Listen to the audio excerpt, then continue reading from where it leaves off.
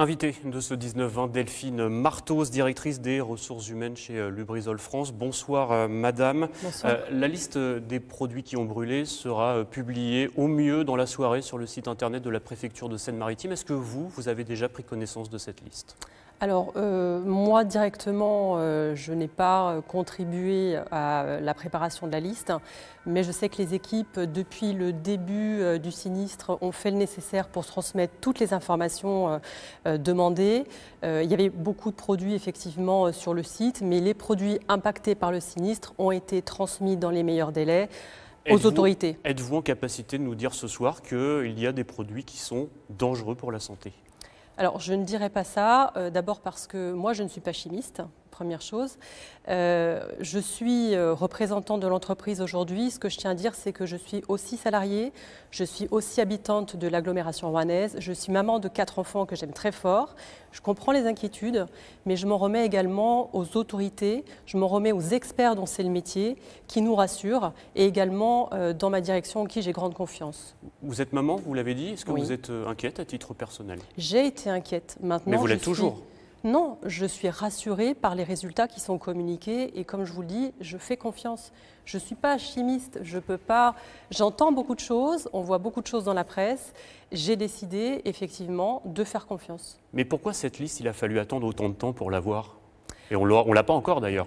La liste a été communiquée. Vous savez, on est dans un événement qui est quand même dramatique, qui tout de suite après le sinistre enclenche un plan particulier d'intervention.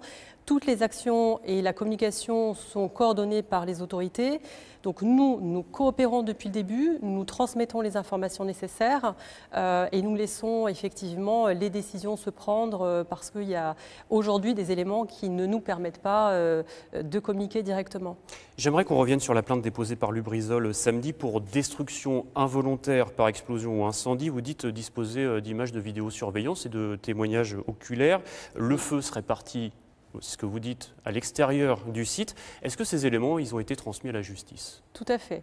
Les éléments ont été transmis. Pour nous, il est important de connaître les causes du sinistre. Les conséquences sont dramatiques. Je pense que la souffrance concerne tout le monde, tous les acteurs, les salariés, les habitants. On mesure bien à travers toute la communication la souffrance qu'il y a autour de ça. Mais ces éléments que vous avez transmis à la justice, ils vont dans le sens de l'enquête ? Alors, si Lubrizol a porté plainte, c'est parce qu'effectivement, les éléments visionnés en vidéosurveillance nous indiquent que le feu serait parti à l'extérieur du site. Maintenant, nous attendons les conclusions de l'enquête. J'aimerais que l'on vienne à l'avenir du personnel. Déjà, est-ce qu'il y a du personnel sur place actuellement ? Alors, il y a du personnel sur place, tout d'abord parce qu'il faut maintenir le site en sécurité, également parce qu'il faut veiller à toutes les conditions de sécurité qui doivent être mises en place pour les besoins de l'enquête, pour les différents prélèvements, pour toutes les analyses.